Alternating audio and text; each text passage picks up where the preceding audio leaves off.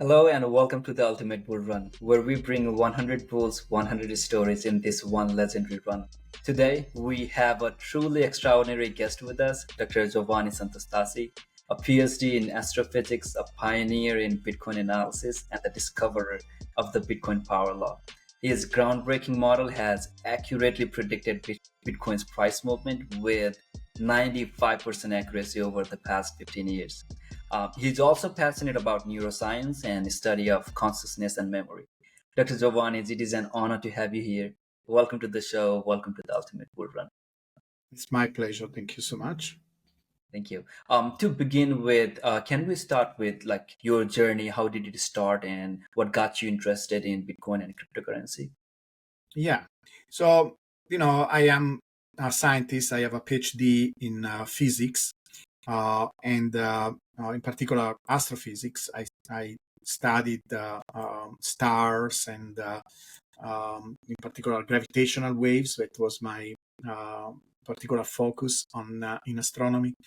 And then in 2009, 2008, when the financial crisis happened, I had kind of to reinvent myself because basically I kind of lost my job in the college. I was teaching for almost 8 years. Um, and they told me that they were going to restructure the physics department, so I needed to leave and find another job. So I decided to go in the field of neuroscience and trying to applied a little bit more directly my knowledge of physics, of knowledge of math and computing and so on to a more practical field. My dad also died of ALS, like Alfini. And so I was interested in giving a contribution, in this field. And it's also very useful because it allowed me to see a different kind of field using the lenses of physics that also eventually became useful in understanding Bitcoin because, again, I'm looking at this financial system like a physicist. So it's kind of been a common theme in my journey in looking at different type of phenomena with the eyes of a physicist. And in terms of Bitcoin, more or less during this time, because Bitcoin came in 2009, while I was doing this transition, I started to hear about this crazy thing called Bitcoin. I actually almost immediately understood what was about. It's very difficult for me to relate to people that say, "Oh, I heard about Bitcoin, but I didn't believe it. I thought it was a scam." I never thought that. It's just that the first time I heard it was in 2010, or at least seriously. And I downloaded the wallet, and I didn't do anything with it. I wanted to mine because at that time you could mine with the wallet in your desktop and get several bitcoins every day. But it was a little bit complicated because at that time people don't realize life is much easier for a bitcoiner right now than 12 years ago. And so the instructions were a little bit more complicated for a scientist versus a computer scientist. And so I put it on the back burner, like I'm going back to this and see how it works. And it never do that with Bitcoin. That is lesson number one. Never say I'm going to do that later with Bitcoin. You're going to lose something. So it's a pity, that I didn't do anything. But it was my first contact with Bitcoin. Then in 2012, I read this newsletter. I was subscribed to a newsletter that was about futurism, about future technologies and AI, and this was 12 years ago when very few people were talking about AI, but people were envisioning a day when we can interact with AI like we are doing right now, maybe, even more advanced technology, like, maybe becoming cyborg one day or something really crazy stuff like that. But the beauty of this approach was, these people were visionaries, so they could understand Bitcoin even as a way of redistributing wealth, because the hook in the article was, many of us futurists, want to do things like curing cancer, going to Mars, doing all these things. But, we are not Elon Musk. We don't have a resource of Elon Musk. So it's very difficult for us to do that. But there is this new thing that is called Bitcoin, that is a lifetime opportunity to maybe get some wealth where you could do an impact in the world. And this is really what brought me in, because there was no just about me becoming wealthy, but actually having the ability to do things in the world that could be good. So this is what I really loved in this project, in this idea of Bitcoin. But there was also in that article, and I pinned it in my X account. So if you want to give people a link to my X so they can follow me, I have this pinned because, first of all, it's really fascinating to read what people were thinking about Bitcoin 12 years ago and how they were envisioning. This is from a futurist, so, he's visionary, so it's a little bit ahead of other people. But also what is nice is that we have a chart at the end of the article. And it's, remember, this is 2012, so it's very little data because the first data for Bitcoin, from exchanges is around 2010. So it's only 2 years of data. But this guy is trying to make kind of a prediction about Bitcoin.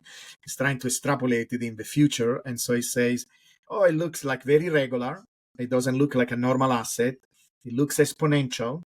And there is this bubble, this big, huge bubble.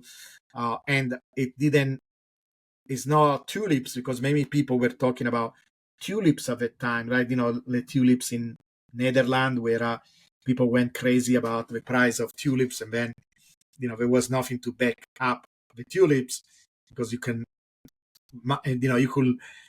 multiply the tulip as many as you want and the price crash, right? So this guy was saying it's not tulips because we had a bubble and then it continues to go up, and bubbles, not local bubbles, but the total phenomena as a bubble, they don't do that. They don't continue. If they crash, they crash and they stay crash. Bitcoin doesn't do that. So, I heard all these arguments from math instead of argument from wishful thinking. So even before I actually bought my first Bitcoin, I dived in and look at the data. I downloaded the data. I wanted to reproduce the chart. I wanted to study. So I am a Bitcoin analyst even before I was a Bitcoiner, right? So actually, I needed that kind of confirmation that I was dealing with something different before buying my first Bitcoin. So I had to verify before trusting anything. And so I started to study Bitcoin. I realized it was not exponential like this guy was claiming, but there was some very precise regularity. I didn't know yet, because it's a journey that it took me 12 years to arrive to the knowledge that I have today. But this is where my journey started, with understanding Bitcoin from a mathematical point of view. So it's more than 12 years that I'm doing this. Even if I got some attention from the media, from the public, from the other Bitcoiners only recently. Since February. And that happened actually thanks to influencer like you. I made a post on Reddit following a post that I made 5 years before. So 5 years before, I posted the power law on Reddit. I didn't get a lot of attention, and not many people understood or appreciated what I was talking about. And then 5 years later, I posted on Reddit again. I say, hey guys, here it is. 5 years later, look what I was telling you 5 years ago. And this time, because I had a proof of work, and people could see that it was the same prediction, the same trajectory. Many more people started to pay attention, and I had a lot of people reacting to that post. And so I knew that something good was going to happen, and this is how it started, this new component of a power law journey, Yeah, yes, and that's how a lot of people got to know about the power law as well. And it's really great to know that you are one of the OZs who heard about the Bitcoin in 2010 and 12 and did your own research on it. You have made a bold claims on do not trade if you cannot predict the market. Uh, I've been trading and investing for 7+ years, and I can completely confirm, like, it is absolutely true. To make money in the market, you must anticipate where the market is going rather than reacting, right? How should someone who is starting this journey or who has been in this journey approach this investing or trading with this mindset of predicting the market?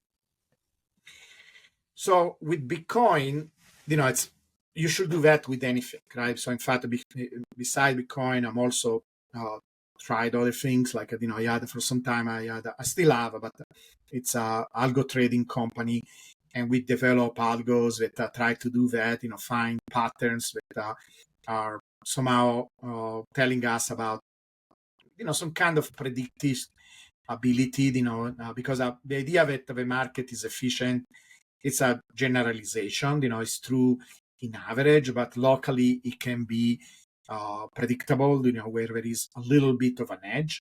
But, if you do it with stocks or futures, etc., it's complicated because one of the things that happen is that, okay, maybe I found a little bit of a pattern. You don't need much. You need a very, very little correlation to get an advantage, because even 51%, even 52%, over the 50 that you get from randomness, it gives you an enormous advantage. You can make a lot of money out of it. But usually these patterns disappear. And so it's almost like a continuous arm race where you need to go back and find some other things that maybe is going to last for a few months or maybe even for a few years. And so you always going, to push the envelope. It's very exhausting. The beauty of Bitcoin is that it's not like that. Bitcoin is super predictable.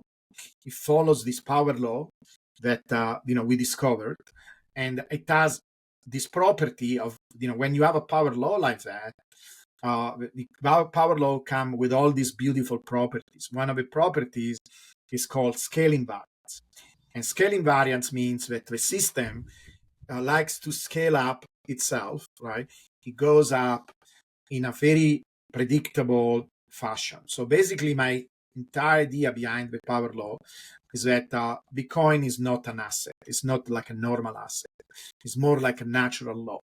It follows this because our power laws come up everywhere in nature. In fact, if you want, I can give you an introduction of this entire idea of a power law, right? So, and by the way, the idea behind the power law, if people can follow my slides, is that it's basically the approach that we use. I do this also, when I say I was doing stocks, I was also trying to do that with stocks and future, but this is why I went back to Bitcoin. That is kind of my origin. I went to the stocks through Bitcoin because it's so different from everything else, and it's much more open to be studied through scientific means than anything else in finance. And the idea is that we can do these tools. We can use these tools that we use in science. That is, whenever you have some data, the main goal in understanding the data is separating the signal from the noise.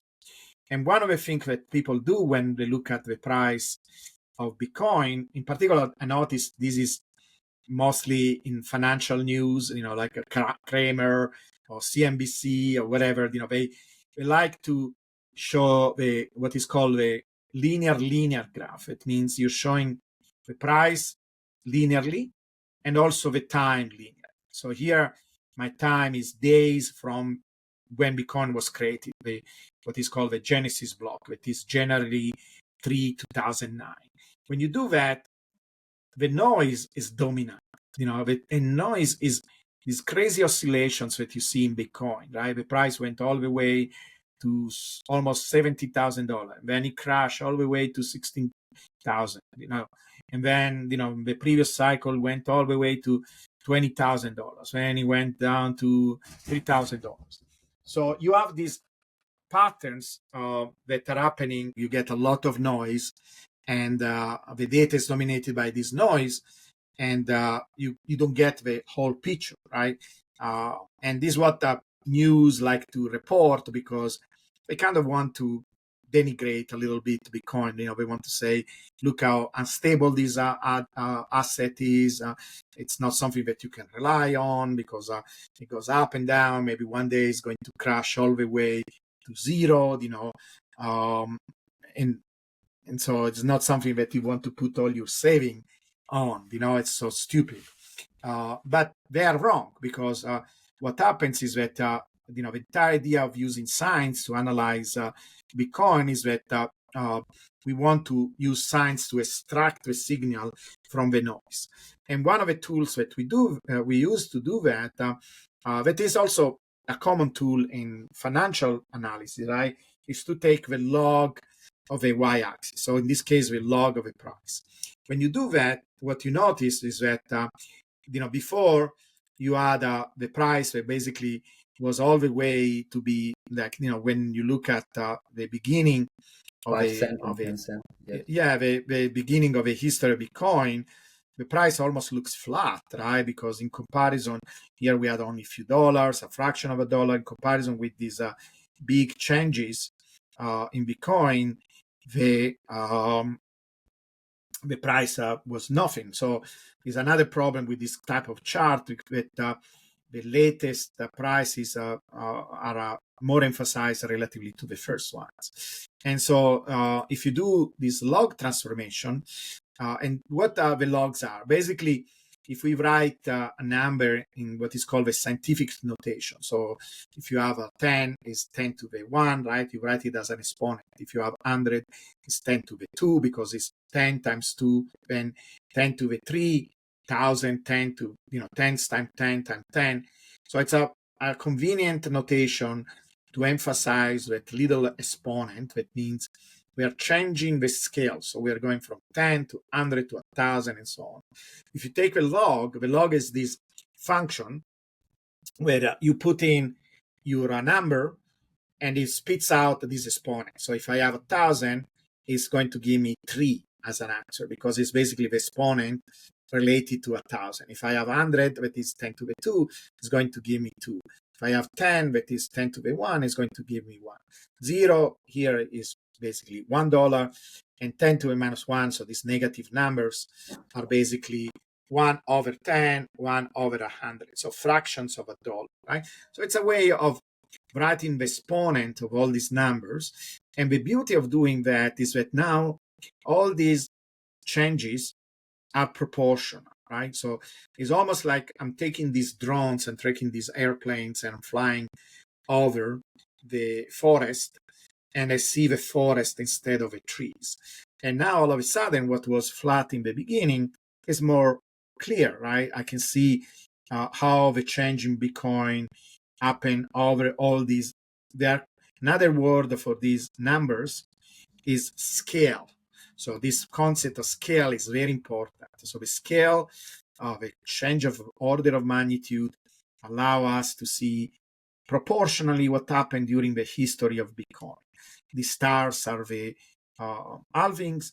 And then, here I already kind of, it's like a spoiler, I already draw the general pattern that I observe, this thing that is called the power law.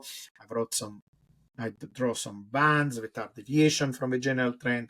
But the point is that now the noise is starting to be a little bit reduced, right? These big, huge, overwhelming changes in the price are much more, kind of tamed, right? So I can see the general pattern that is a very, very, it seems much more organized pattern. It seems that Bitcoin is going somewhere, right? It's going up, up, up, up, and it's doing it with these oscillations, but they are much smaller than before, right? And more organized. It's a much more organized pattern.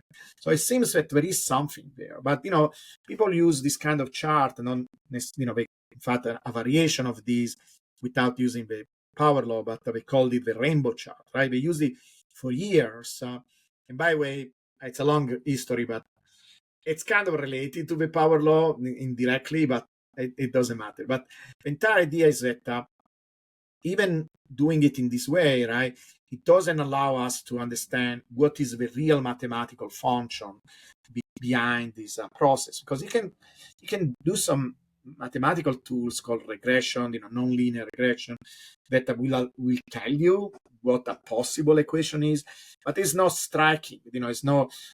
We will still doubt, is this math the real math that describes Bitcoin, right? So my big breakthrough came when I use a very common tool in physics, because usually if you always start from the linear chart, because whenever in physics we want to understand a phenomena, right, we do an experiment, we get some data, we want to understand how one quantity relates to the other quantity, right? So we make a plot. If we don't see like a linear relationship, because usually we like something simple, like a straight line. We don't see a straight line in the linear chart, we go to the next one, that is this log linear. By the way, if Bitcoin was exponential, it will look like a straight line in this chart. It turns out the math shows that an exponential type of growth will look like a straight line in this graph, okay? And it doesn't, it curves. So the question is, so if it is not an exponential and it's not a straight line in the linear graph, what it is? And so in physics, they train us to do, kind of the ultimate transformation. And the ultimate transformation is this graph. Okay, this graph is a graph where instead of taking the log of only the y-axis, I take also the log of time. And this is why you see 2.8, 3, 3.2, and so on. These are the logs of days. So 3, for example, will be 1,000 days. 10 to the 4 will be 10,000 days. So we're talking about months, years, and so on. So if you do the transformation of the logs of time, now you see this incredible thing happen. That is, all of a sudden, you don't have anymore a curved path. You have the price being straight. You don't even need that red line in the middle. You can see it with your naked eye. This is why many people say, oh, it's a model. It's not a model. I didn't do anything. Like, models usually is when you do 1, 2, 3 steps. You do some weird calculation on the side. You have some ideas how maybe price is related to something else. Yeah, the only thing we do is taking the log of the time and log of price. And all of a sudden, you see that everything became straight, right? And this is very striking because if you do this with gold, silver, NVIDIA, any other stock, SP500, you don't get this straight line, only Bitcoin. And so it's very, very unique. And as a physicist, we are very we are trained to get very excited when you see a straight line in this type of graph, because that is a tool to identify these particular patterns that are called power laws. And so, yes, there are, it's not an exact straight line, but you can see I can draw a straight line. So when I say draw, I didn't do it by hand. It's not that I went there with a ruler and I draw a straight line. I did what is called a regression. And regression, it doesn't have to be linear, but when it's linear, it's much simpler. And is much less prone to mistakes and errors. But also your intuition kicks in, because you can see that that straight line goes through the data. There is an equal amount of data points above and below. So it does really represent some kind of average behavior of Bitcoin, right? We can call it the fair price. We can call it the trend price. So it's not really the bottom, it's not the top, but it's something in between. And by the way, it turns out, and I will show you another graph, that I can draw a parallel line to this trend line that is about 60% deviation from the trend line, and it will actually look like a very strong support line of the bottom of the price of Bitcoin. So there is something physical there too. But the beauty of this is that once you recognize it as a power law, all kind of windows open, because power laws are not any other type of line or any other type of relationship. They are kind of almost the holy grail of science, holy grail of physics, because they come up everywhere in nature. All kind of social phenomena, all kind of natural phenomena. They have all kind of beautiful property and consequences.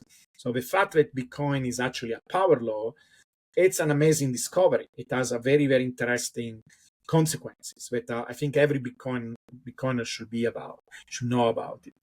I'm taking a pause here. Do you have any questions, or do you have anything you want to ask about this until I go to the next slide? We can go to the next slide. It is Okay. pretty much clear on why we decided to go with um, taking a log of the price, and then why we decided to go with taking the log of the time since the Genesis block. And when we combine them both, and we can see it right there, the chart has become so much more meaningful compared to what we had Exactly, exactly. when I it like was. what you say. It's now more meaningful, right? In fact, remember I mentioned signal and noise. Now the signal is clear. Now, Yeah. basically, it's a method of pulling out the signal from the noise. These are, by the way, I spent 50% of my dissertation as astrophysicist to actually develop methods to extract the signal from the noise. So I'm kind of an expert in that. But this is a very simple tool because, by the way, you know how in Bitcoin we always say, don't trust, verify, right? So everybody that has a little bit of education and know, I work with Nepali students. You guys are so knowledgeable. Your education system is so good. Everybody can do that, right? You can take a spreadsheet, you can download the data. There are different sources where you can get Bitcoin data, and then you can reproduce this graph yourself. So you don't have to trust me. Everybody can verify that this is the case. And the graph all of a sudden tells you something, right? That there is a very precise pattern, that there is the coin is doing something very regular. You don't have any doubts. When you see something like this, that something very special is happening with Bitcoin. It's different from any other asset. And one thing you can do is also, because there are these variations that are happening. Here this percentage is uh, really is like the value of Bitcoin relatively to the trend. So when I say 40%, it means basically a 60% deviation. So it's 40% of the value of Bitcoin of a trend. So if I draw a line here, a deviation that is about 60% from the trend. So it's 40% of the value of the trend direction. You can see that I have this green band that is very significant in terms of the Bitcoin price action, because it looks like we kind of spend a lot of time in these green bands. Here is almost crazy how well it followed that the price was contained within that green band. Same thing here. In the last cycle we did a little bit. We're a little bit off. This drop here is COVID, where we left that green band, but so maybe local news, because local news can affect the price. But then you see how we went above a trend. The price got a correction because it didn't like to stay above a trend during this period. And then during COVID, this is COVID, we had a reset, but notice how we couldn't go below it. It's almost like there is some kind of barrier that Bitcoin never crosses, that is represented by that green line. And then, we went up. So basically, it's very organized and very orderly around this band. So we basically spent 2 years along this power law, and we are below the trend. You can call it a bear market, but it's almost like we only have 1 year that is the bear market. And so during these 2 years, we spend it along the green band, then we leave it. This is happening usually after the halving. We spend 1 year going up, we reach the top, and then we go back to the bottom. Notice that the bubbles is almost like they didn't exist, because the total effect of the bubbles, it's zero. You go up, reach the top, go back, and somehow Bitcoin knows to go back to that trend. That is weird, right? No other asset does that. That is incredible. So an incredible property of Bitcoin. Same thing here, right? During COVID, we reached that bottom. When we got to the top, we had a double top. We had the real top of it was happening here. We go down 1 year, and again, we found the bottom there, and now this is where we are. So there are all these beautiful regularities that you can find in Bitcoin. And by understanding the deviation, by studying, going deeper, see how the price interacts with the power law, you can learn all kinds of different things, and that are relevant to your original question about trading and using this knowledge to actually doing the best possible decisions. You can use it to kind of doing DCA in a proportional manner to these deviations. You can maybe sell some of your Bitcoin at the top, maybe 10%, 20%, get some, some gains, and then use these gains to buy back Bitcoin at the bottom, because we are so good in predicting the bottom with this method. So you can do all kinds of things to actually amplify your ownership of Bitcoin, because over time, we call it riding the Bitcoin waves, in our philosophy of trading based on the power law. You can multiply, right? If you can play this game correctly, and you don't need an extreme precision, because even if you are just above the red lines, and you kind of start to, sell a little bit of your positions, so you can have more cash to buy back when you're in the green area. You can, basically the power law. So it turns out, let me explain these, a couple of things, so first of all, the beauty of recognizing a pattern like this is that we can write equations. So the idea, and you can show it's a simple math. And by the way, I have a website where people can go to. It's called bitposeidon.com. I will give you the link so you can post it I'll put in the the link below. Yes. yeah. And I have tutorials, I have videos, and explain all the math. But you can show that if you have a straight line like this in a log-log graph, it turns out that the real relationship, right, is not linear, because we are dealing with logs, right? So it's a non-linear phenomena, but it's a way of revealing that there is this relationship. So the straight line really, it's some kind of a curve that is going to be a power relationship. What is meant with power relationship?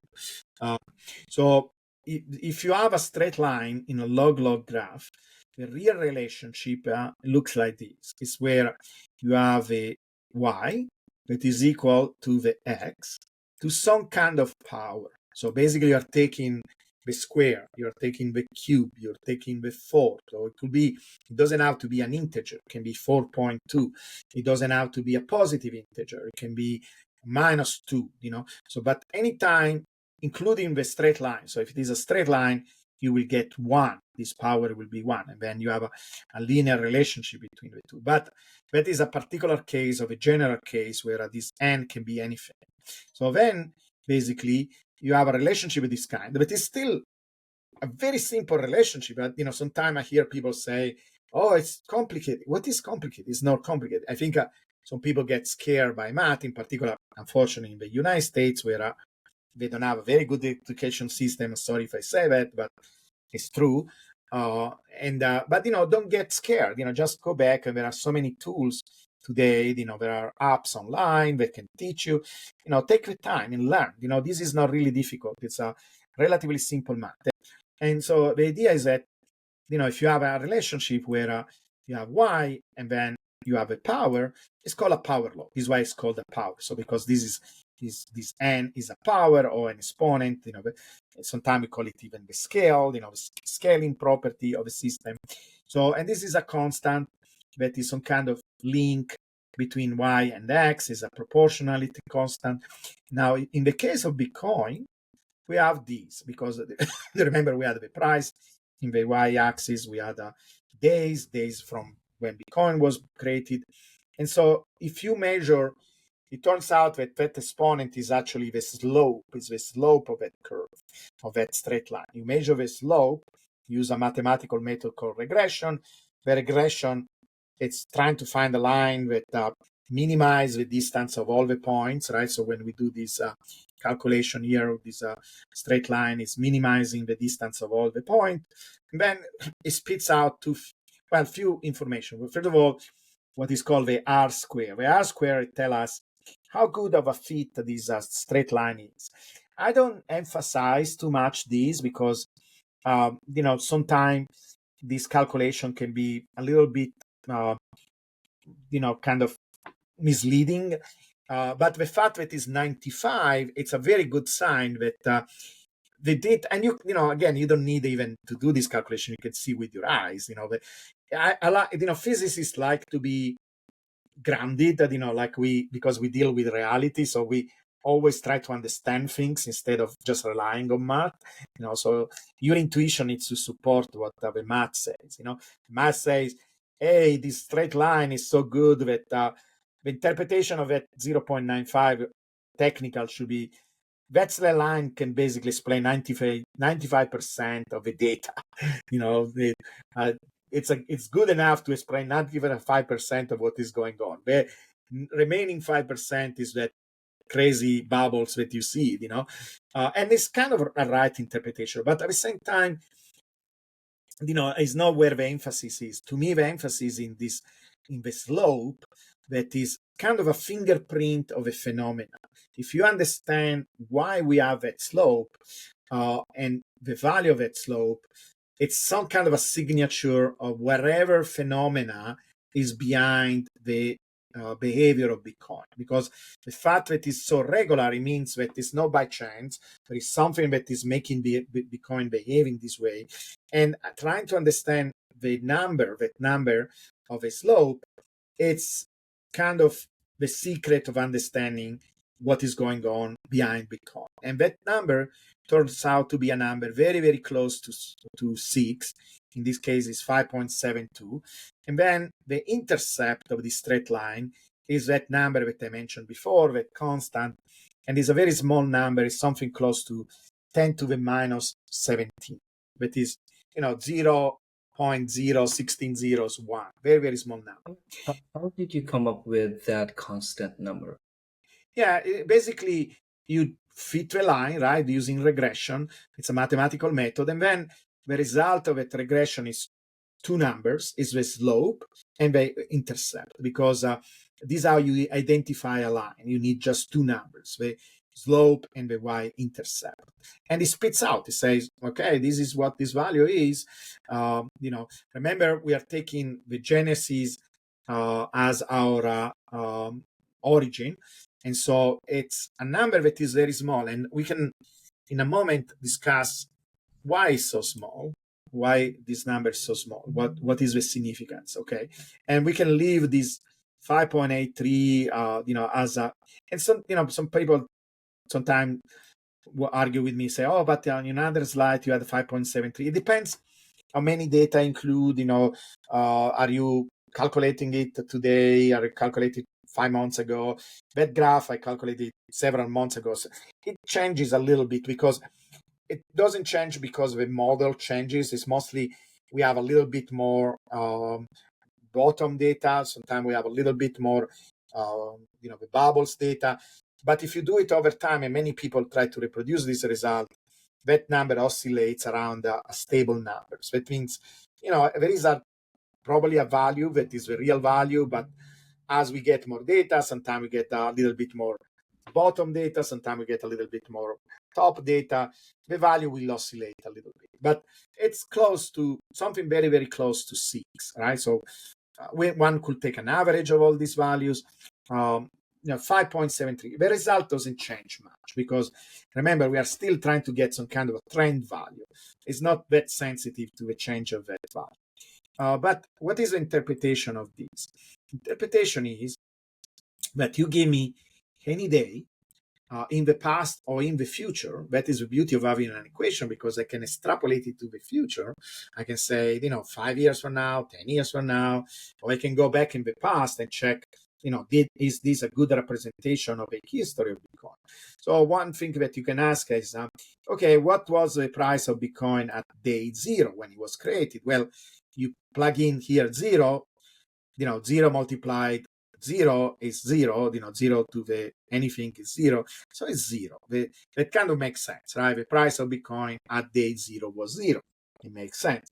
Now, what happened to day 1? I put here 1. We can simplify this with 6. So 1 to the 6 means 1 times 1 times 1 times 1. You multiply 6 times, you get 1, right? And then 1 times 10 to the minus 17 is 10 to the minus 17. So basically, the price at day 1 was not 0. It was something very, very, very small, right? a millionth of a billion, 10 millions of a billionth of a dollar, something really silly small. That means, it was something that was not zero, right? And one of the things you can ask, say, okay, how long did it take for Bitcoin to become like a dollar, like, a rat? 800 days, you put 800 days here, you can play different days until you get $1. And then you compare it with the real price. And the real price, so it took about, it was February 2011, so more than 2 years, 2 year and few months before Bitcoin became $1. And that is about 900 days something, and so the theoretical result is 880 days.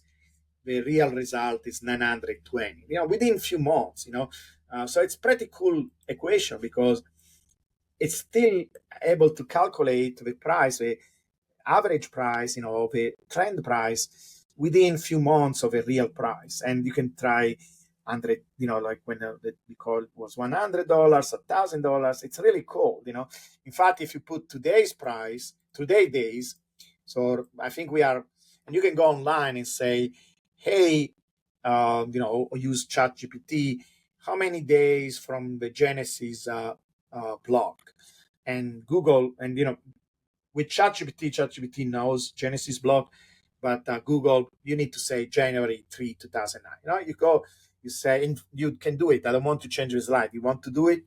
If you do it, and it's going to be 5,580 days or something, right? Something like that. You put in that number here, you plug it in, you do this equation that a calculator can do very quickly. You get something close to $69,000, something like that. That is where we are right now. In fact, we are very, very close to the trend today. It's crazy. It's completely crazy. So it's nice to know there is such a simple equation that describe the price of Bitcoin. And many people resist it because they say, no, it's impossible. It cannot be. That is so simple, etc. But it is. This what the science shows. It's now it's ridiculous, right? Do you have a question on yeah, the slide? absolutely. Slides, but go ahead. Yeah. So how does this account for the dip after the bull market? Yeah, it doesn't. Because the number of days so I increases. call this the simple model. Eventually, what I do, and I can show you that later, I expanded the model because this is how you do it in science, right? Once you have something basic, then you can say, okay, this slide, right? So this I call the full model. So you can go to this full model, and then you say, okay, the green line is the simplest model because it's kind of like in physics, right? In physics, initially, probably took a physics class, I imagine. You go to the class and they tell you, okay, we are going to study how an object falls, right? So you write the equation of how an object falls due to gravity, and the teacher, the professor, because I know I taught physics classes for many years, will tell you, oh, let's ignore air resistance. And some students are a little puzzled by that. They say, but we do have air resistance. Why will you want to ignore it? Well, because it makes the problem simpler. And under certain conditions, it's a good approximation, because if I have a big, huge stone and they drop it from, 20 meters, air resistance can be ignored, And so in a first approximation, we can ignore the bubble because you can see, right, the price goes up, then goes down. It's kind of an average trend. We can approximate the price by kind of ignoring the bubbles, right? But then we can say, well, what if we added the bubble and also the fact that it seems that the price tends to be about 60% from the trend. So I make what is called the full model. So the full model, I add the bubbles. I take in consideration that the price goes down by about 60% during the time when we don't have a bubble. I still keep the overall trend, the power law trend. So I have this more complicated model. The problem when you add complications, that the model can also go wrong, because simplicity is more beautiful it is, right? In science, we like simple things. But, because the bubbles are, it's almost like we had two signals. We have a general trend that is one signal, and then we have the bubbles that are very regular, that is the other signal. So you combine together, and you have this full model. The full model, it's based on what happened during the bubble, but because we only have three bubbles, it's only three data points. So it becomes a little bit weaker than the general trend, because the general trend is based on thousands of points. So the stats are amazing, while with the bubble, they look very nice. And by the way, you can ask why you didn't include this first bubble, because this bubble was different from the other ones. It doesn't happen at the right time. It didn't happen after the halving. All these bubbles seems to be associating somehow. They happen at a very regular time after the halving. So I kind of excluded.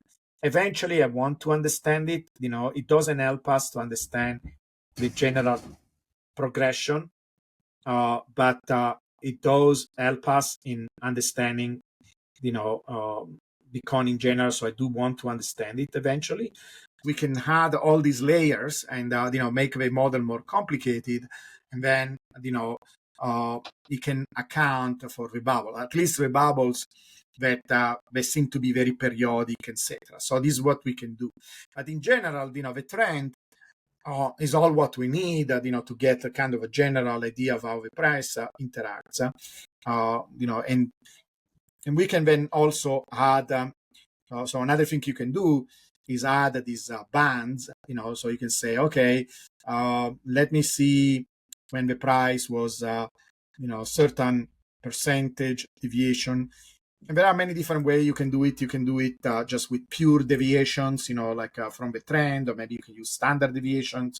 So you can look at how the price relates to the general trend, and then identify regions where the price was oversold. That are these green regions. These are good places where to buy Bitcoin. When you can identify regions where the price was very far away from the trend, that are regions where maybe you can get some of your gains, and maybe rebalance your portfolio, and then wait until you go back to the green region and buy back Bitcoin. So these are some of the things that you can do with this knowledge, right? So it's very, very powerful knowledge. You don't even need to model the bubbles. Like even just with the bands, you could do a lot of things, and you have so much more knowledge than just going. It's almost like a radar. You have this radar that guides you through Bitcoin evolution and allows you to understand where you are relatively to the cycle. Because one of the things that drives me nuts is because, I know that it's difficult. There are people that, for many different reasons, philosophical, or maybe it takes time to accept a new idea. They try to resist this idea that Bitcoin is such a regular thing. And so they say things like, oh, the price goes all over the place relatively to this band, this line, that even if it was a line, it's meaningless because, it can be anywhere, any place. No, it's not true. That is a great, incredible misconception, because it's not that Bitcoin is at any time, anywhere along this, up, above or below the power law. It is at very precise places relatively to the power law at precise times. So by understanding and studying the power law and how the price relates to that power law, you understand almost everything about the cycle, and it much better than anybody else, because how far you are from the trend, if you are in a region where it's oversold or overbought, etc., and by how much. So, and plus the fact that we spend almost 2 years along this green line, when it takes about 1 year to leave it, 1 year to go back. It's not like these people, these critics say, it's almost like they imagine like, a bunch of dots that are scattered all over the place along that line. No, it's, first of all, even the deviations are not that big, even per se, because if you are thinking that this is an asset, they are still pretty contained. Like the bottom, for example, is just one standard deviation from the trend, and the tops are about 2 standard deviations. But also the regularity of a behavior that is not like random. It follows very, very precise pattern that you can study and you can use them. So it's a very practical. Some people, they want to dismiss it and say, "Oh, it's not practical." It's super practical. It's the most practical thing that you can ever imagine. More practical than S2F. By the way, is a really terrible model because it actually has some internal problems that is kind of fake model, I call it. But we don't have to go there. Maybe if you want to go there another time we can. But it's one of the most powerful tools that you can have because it really tells you there is a story there. There are two signals. There is this periodic signal that oscillates around the power law, and then there is this general power law. So it's a very, very powerful thing. But besides the practical uses, there is also this incredible, let's say, consequences of Bitcoin being a power law, because power laws are almost like a holy grail of physics and science, because they turn up everywhere in nature. It's proportional. So it's proportional in how it changes over time, and it does it in this proportional way in the scale. So that means as the price of Bitcoin goes up by a factor of 10, 100, 1,000, it does it in a similar way in time. So 10 days, 100 days, 1,000 days, and so on. So that kind of change where the scale in the y-axis and the scale in the x-axis, it's regular and it follows a straight line, is called scale invariant. And these systems are very predictable, are very stable, are very sustainable. I suggest everybody to read this book. It's very beautiful, very relevant to understand Bitcoin, if Bitcoin is indeed a power law, as all these phenomena around us. And if you understand that power law, where that power comes from, that exponent comes from, you kind of understood the secret of Bitcoin. By the way, I'm writing a scientific paper on this topic. I want to publish it so other people can read this understanding. Scientists can read it. They can give me feedback. Hopefully I can go through this peer review process. But basically, nowadays, this power law is not a model anymore. It's a theory. It's a theory because I was able to find the reason why we have this kind of close to 6 number.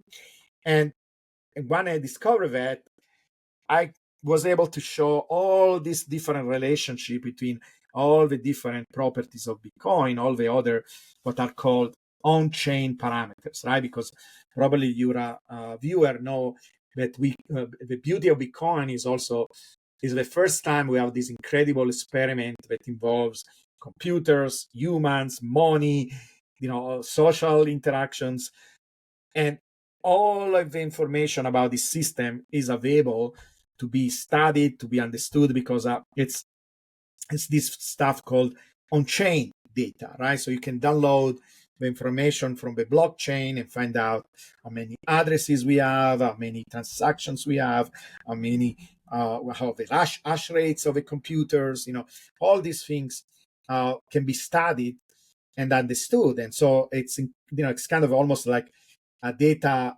analyst paradise, in getting all this information. And what is surprising, that I am the first one discovering that there are all power laws.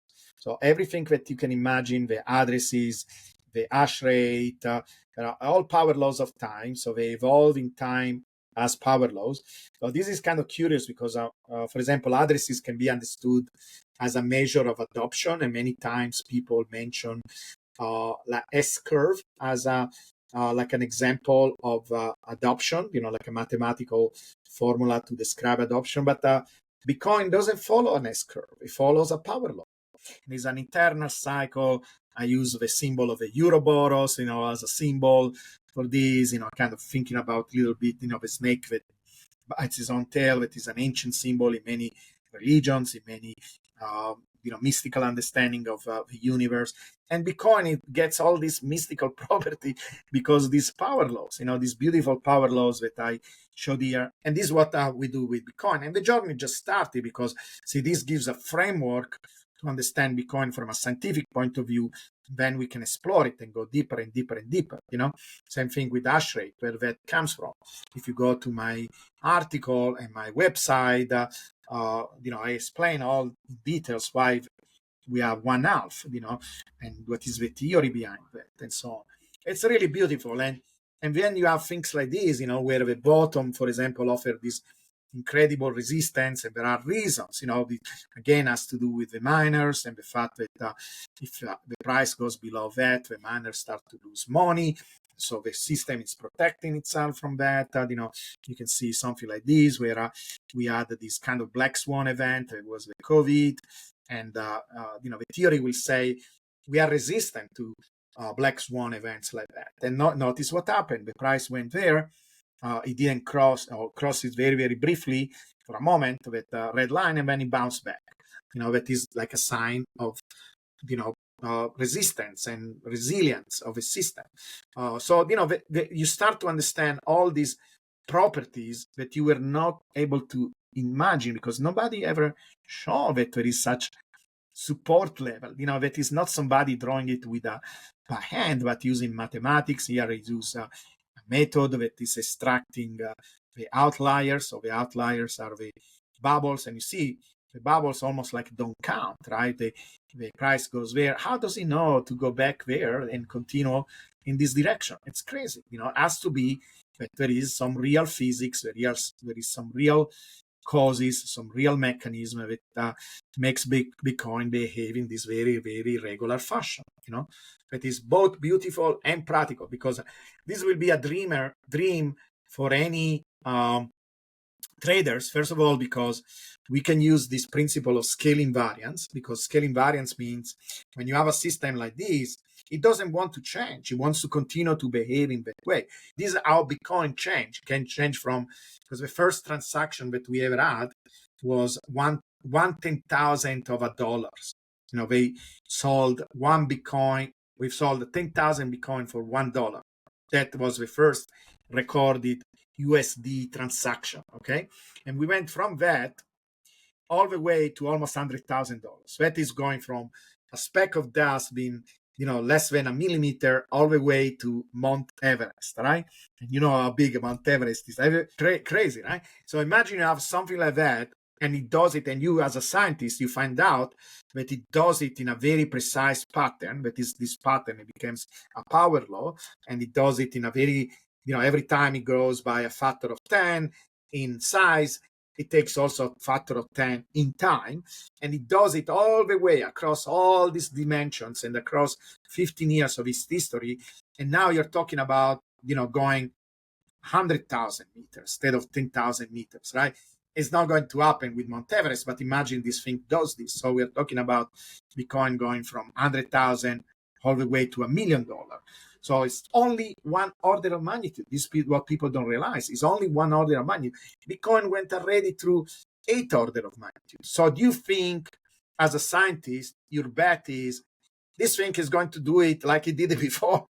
It's not going to change. It's a scale invariant system. It will continue. I'm going to make it proportional all the way to 1 million. And this is what the system will do. It will not change. I did it for 8 order of magnitude.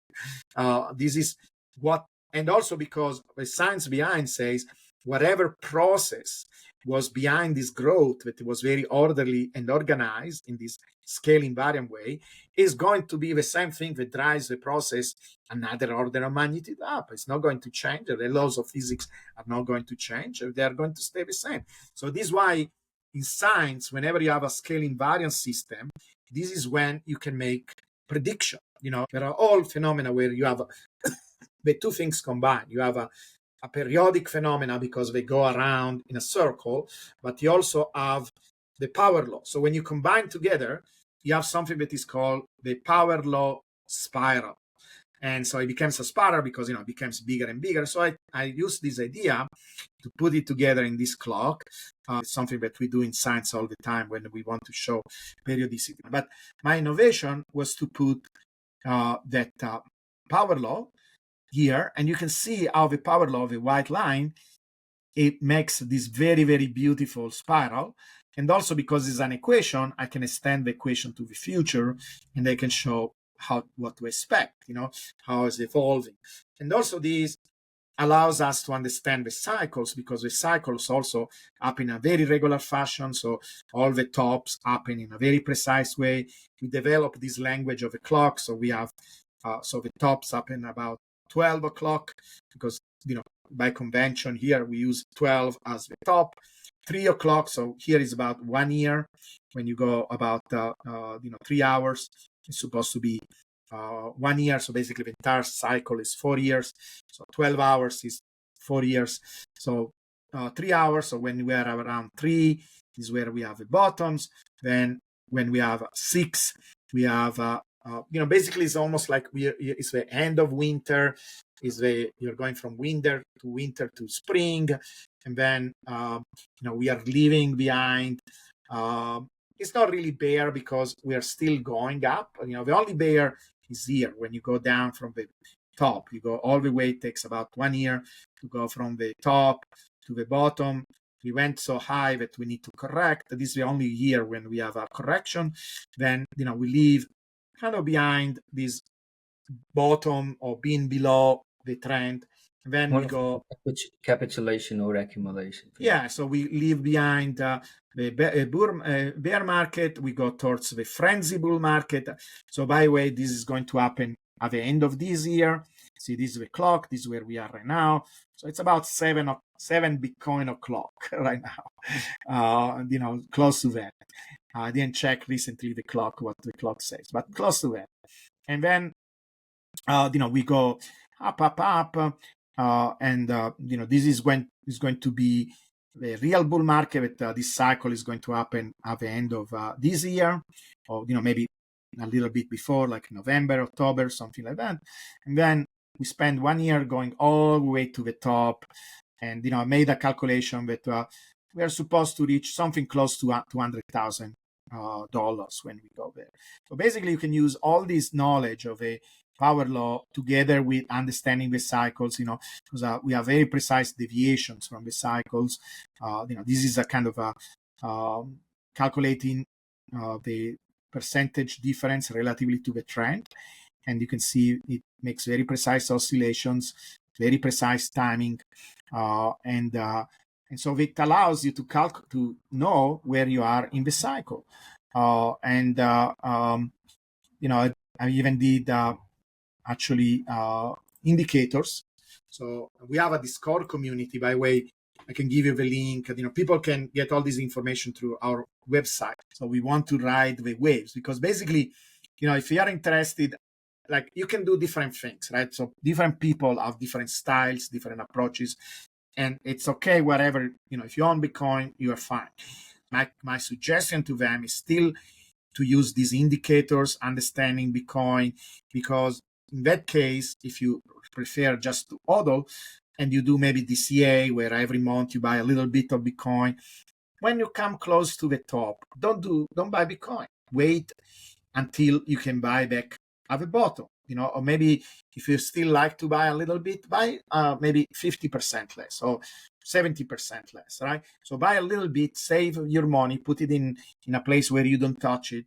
Then when we go back to the bottom, sell your shares, do whatever you need to do. Like Sailor says, you have 2 shares, you have one too many shares, sell it, buy Bitcoin, and do it here. Don't do it over there, So this is important to understand how the cycle behaves. And if you want to be a little bit more aggressive, sell maybe 20% of your Bitcoin, and then use that money to rebuy back, So one thing I calculated is, if because of now we know we can project the price in the future, right? So first of all, it will take about 10 years before we reach 1 million, right?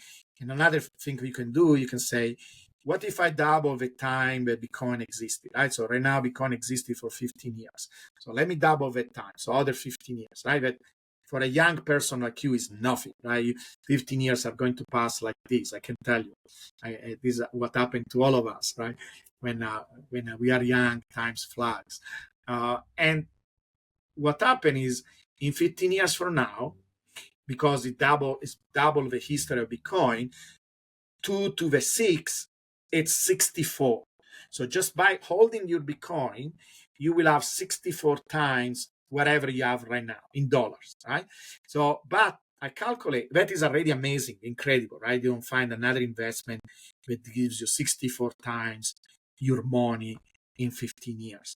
But I calculated that if you play this game of selling at the top, rebuying at the bottom, selling at the top, rebuying at the bottom, and you do it perfectly, so take in consideration that, right?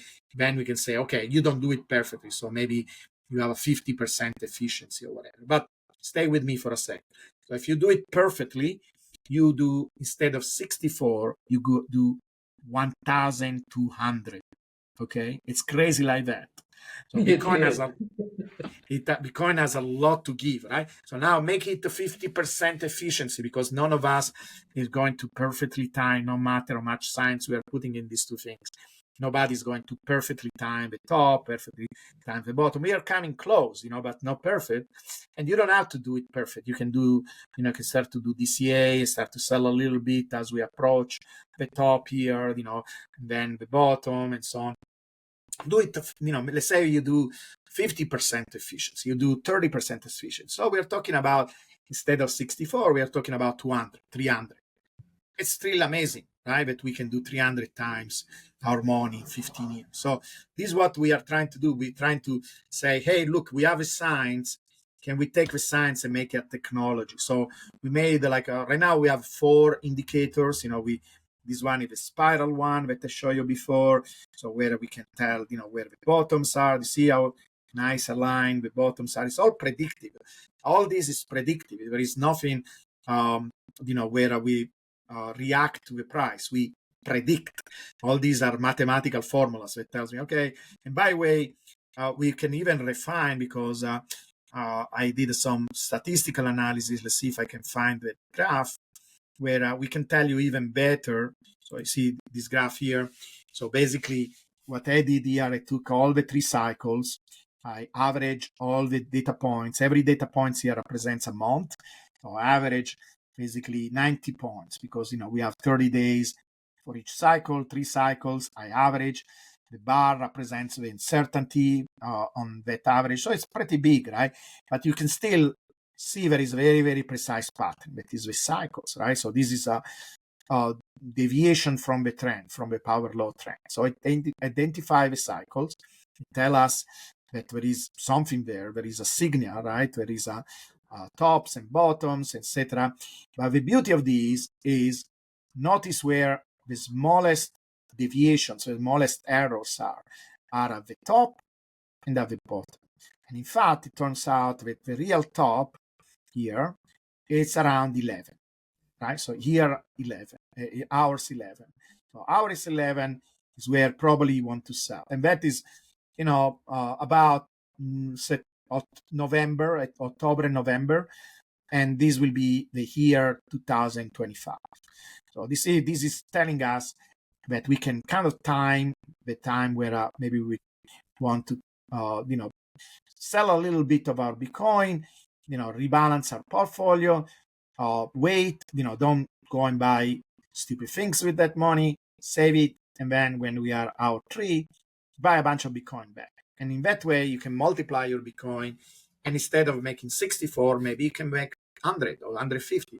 It depends on how aggressive you want to be. Try to do it carefully, with awareness, without doing degen things, But you can use some of this knowledge to actually amplifying your Bitcoin, because why not? If a Bitcoin has this behavior and you're interested in trading, it's not a bad thing, if you do it in moderation and with awareness. I don't know what you think. What do you think? It's a meaningful approach. It's something that can be useful. It is super meaningful in a way. When I started out in 2017 looking at the Bitcoin chart, I was so frustrated to see where it was, and then how it went from 5 and 10 cent to 5,000, 3,000, 4,000 back then. And I was like, where I'm gonna find the support and all these things? We don't have enough data. That was my thought back then, right? Yeah, When I I see your understand. data right now, it's like it's all smoothed out, and the support is right there, the resistance is right there. All you have to do is just ride the wave, and Right. it is as easy. And I think people do not go for the easy route. They try to make it everything complicated, I know. and that's where you start losing money, you know. And Exactly. I wanted to ask you Sure. two questions regarding the indicators that you showed. Yeah. um I checked that in a trading view, and it is invite only. How Yes. can the audience So, this is the reason why we do it in that way is, there are several reasons because I want to be very, very transparent with everybody that follows me. First of all, this is my full-time job. So I'm doing this. I left everything else. I decided to make Bitcoin my life. And so, I'm making this my job. And so, there is a fair exchange of value, right? I give you something, I work hard yeah, every day at developing these things. So I'm asking for a little support. So I could sell this for hundreds and hundreds of dollars, having people paying thousands of dollars for courses. It's $5. Okay. So you get in our Patreon. So we have a Patreon that is one of the most ethical things, I think, in terms of getting money to be supported. So it's basically like an artist, right? Or creators online that says, hey, guys, I do this work, support me. So it's $5 to get part of our community. You get you get invited to the Discord channel. We have hundreds of people that it form a community. So wonderful to have a community because we can also help each other. We can coordinate, people with different skills that are improving the charts. They are making mods and getting more signal. Plus we are sustaining, supporting. It's fun also to be with other equal-minded people. So we have this community. You get I have classes. We read that book scale together, trying to understand the relevance of power laws in the world, in the universe. Everything free for $5. And if you want the full set, that gives you access to the first indicator only for $5.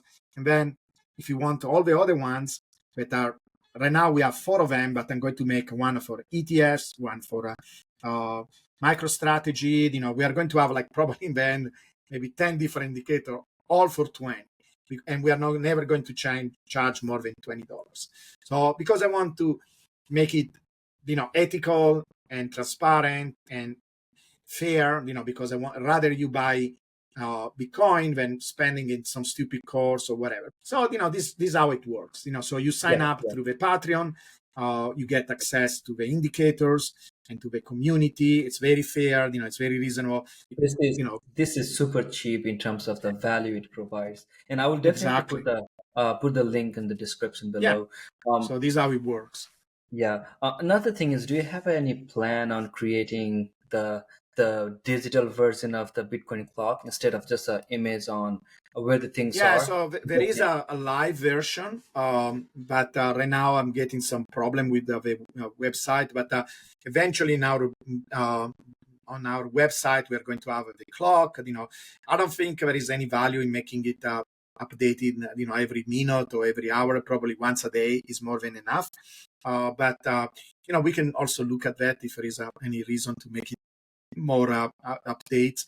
But the website, because I don't want to go only paid indicators. I want to have also a lot of free resources for people because it's my way also to give back to the community.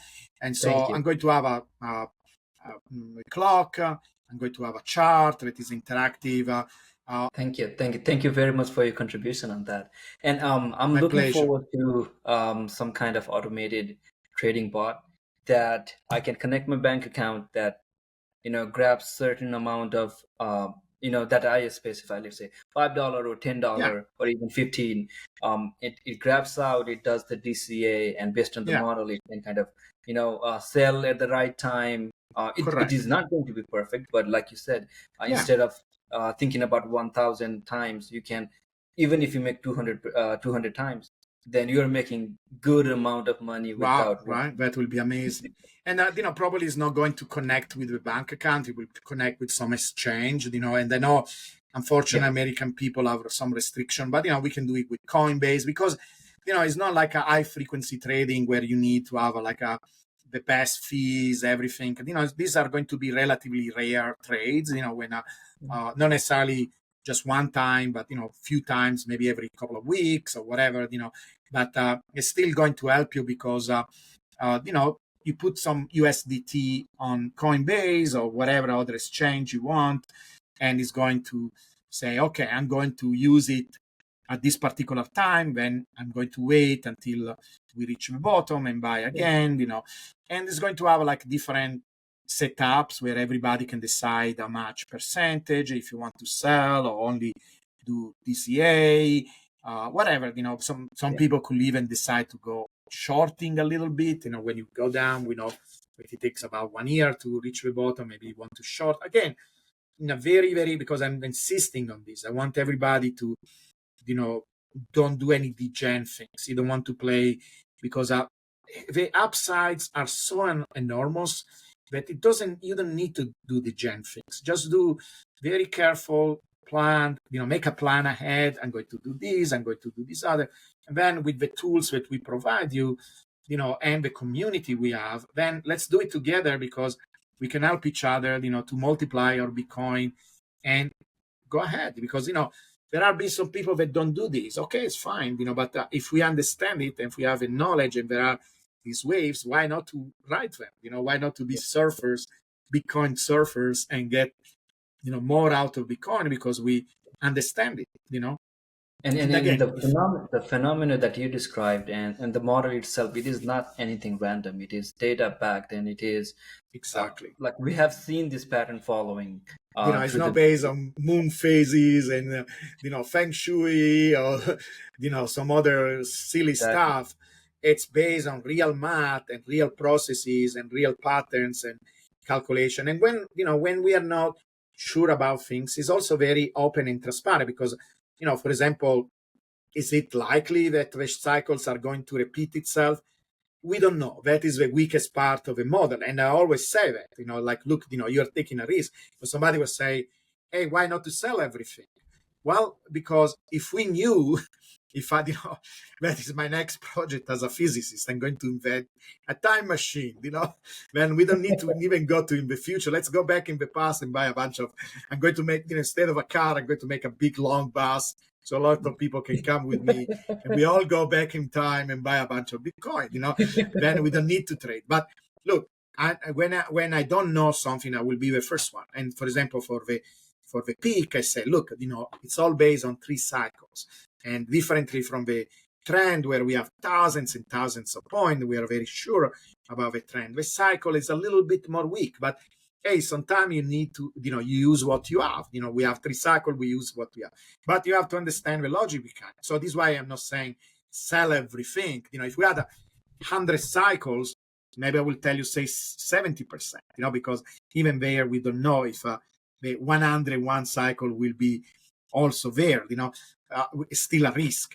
But 50 or 40 or 30, it doesn't sound like a crazy decision. You get some of the gains, you wait, you don't waste it in stupid things.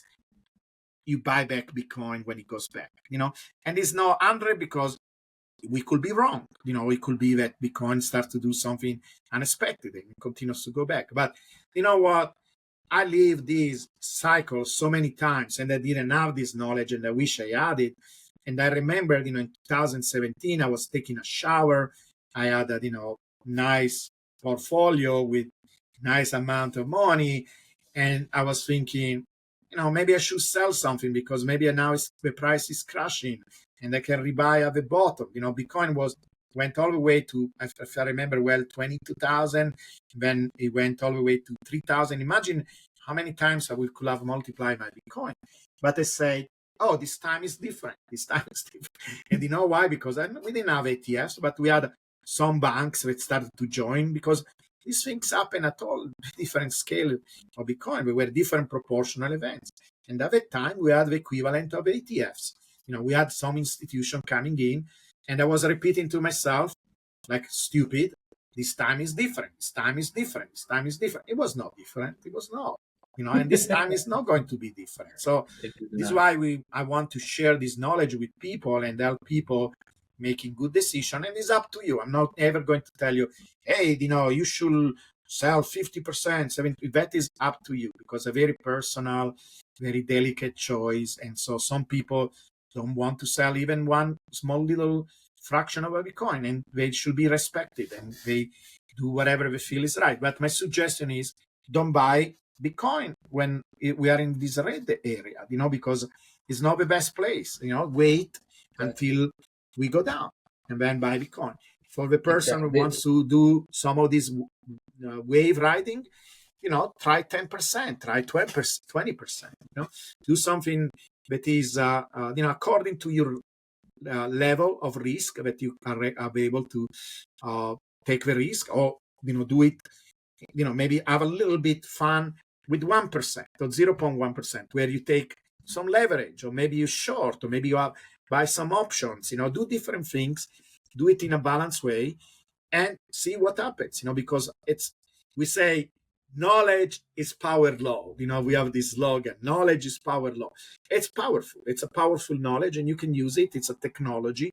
So it went from being a model, a theory, now it's technology, right? So we have this incredible technology that we can use to amplify our Bitcoin and be, more free, more quickly. That is the entire idea, because that is the ultimate goal. We want to be free. We want to be independent. We want to be, get out of the matrix. Exactly. That is really what we want to do. And so Awesome. Bitcoin is really like a one-time, lifetime opportunity that we have, and it's to me, almost sometimes it looks like science fiction. It's like, is it even real? It's amazing that we have this opportunity. And so.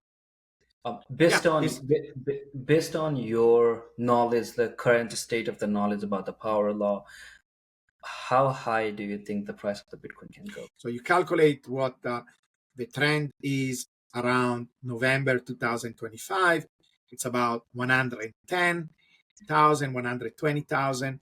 And then you say, what is 78% of that, right? In addition, it should be a deviation of about, round it up to 100, right? So let's say it's 100, so 2 times, so about $220,000, right? So that is where we should go if everything happens exactly like it happened before.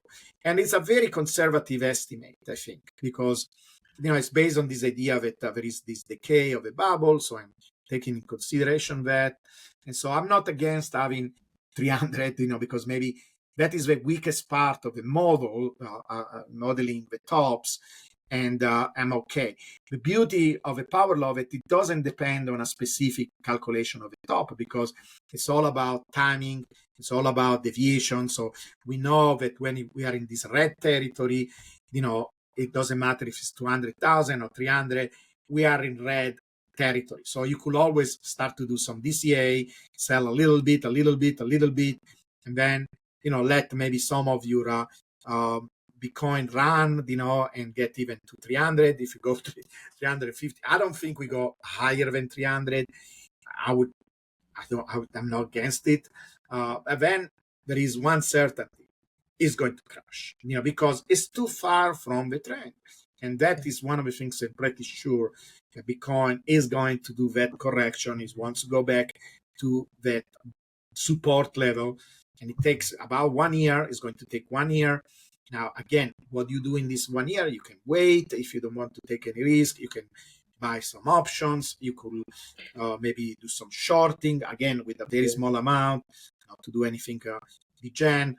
And by the time you go to the bottom, you sell your shares, you do whatever, you use all the money that you saved during this time, and you buy a ton of Bitcoin. Because the bottom is where this model and this theory shines.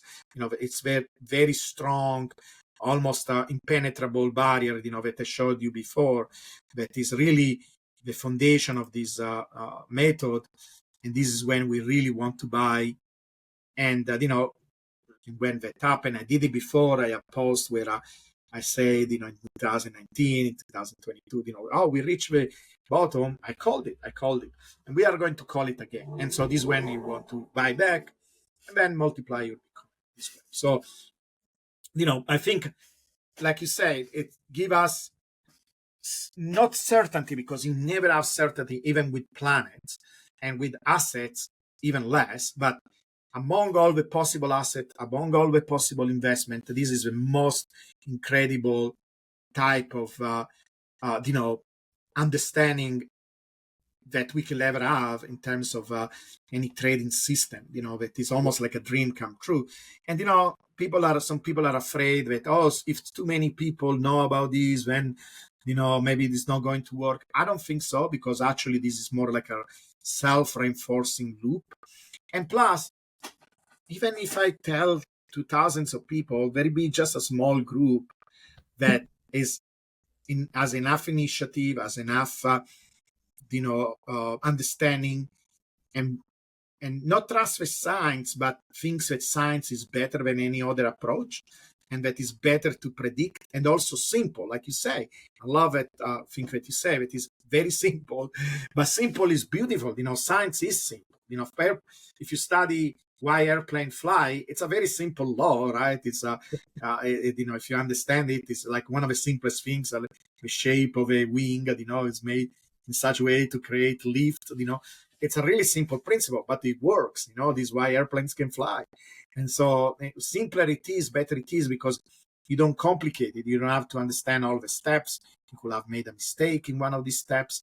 And so, it's important to make actually things simple. You'll get rewarded by understanding Bitcoin, by studying Bitcoin with these secrets, with these diamonds, and Bitcoin tells you, okay, I give you back, but because you spend time understanding me. I spent 12 years understanding Bitcoin, and this is the result. And I want to share it with people. One final question I want to ask. Yes. What do you think it takes to be the ultimate bull? Well, look at this chart. This is the ultimate bull, right? Because no matter what, even if you just hold, forget about riding the wave. This is all the way up, right? It's like, in fact, if you forget the bubble, we are only going up because the bubble cancel each other. Yeah, you go up and then you come back.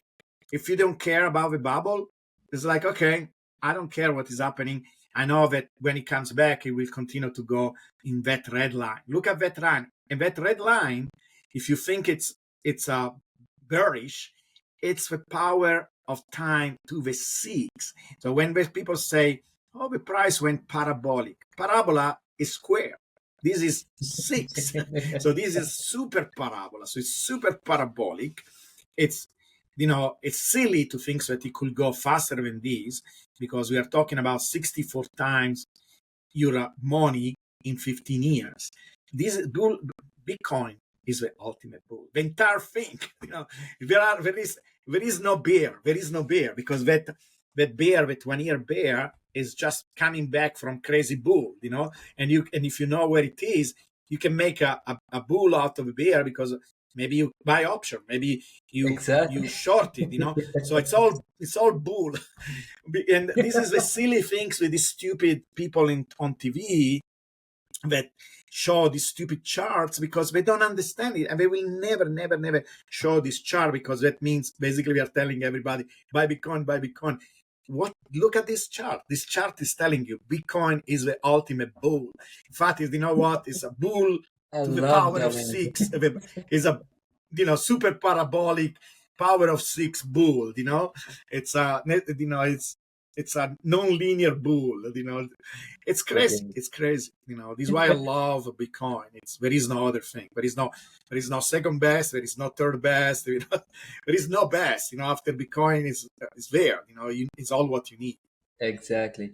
As the ultimate bull, you know when to make money and how to make money. That is true. Awesome. Thank you so much for your time.